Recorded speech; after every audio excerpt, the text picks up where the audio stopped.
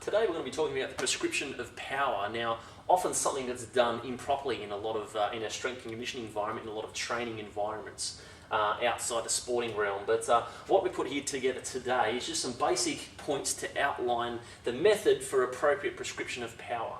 So more often than not, people underestimate what has to actually come first. They've got the right things in there, but more often than not, it's not in the correct order.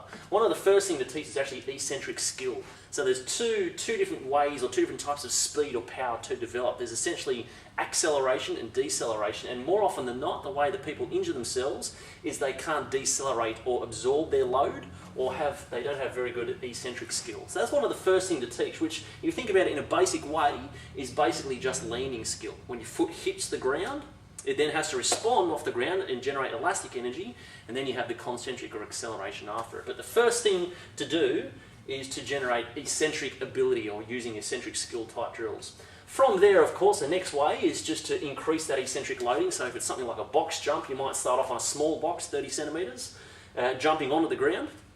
The next one to increase eccentric loading is just to basically start off a higher box. Might be a really simple way to do it. Number three, the third one, of course, is to actually start the plyometric effect. So the individual stretch shortening cycle, or the SSC, which is basically this one here. Eccentric contraction first, then an elastic rebound, that's from the tendons and the soft tissues, and then the concentric contraction after. So once people can do that properly, you can move on to number 4, where you can do multiple bounds. So that's the correct way in terms of prescribing power from a beginner through to an advanced athlete. Alright, so we're going to have a look at prescribing power exercises, the 4 stages, the 4 progressional stages. Stage 1 is just developing basic eccentric control, so landing off a small box. Stage 2 is greater eccentric loading, so you're landing from a greater height.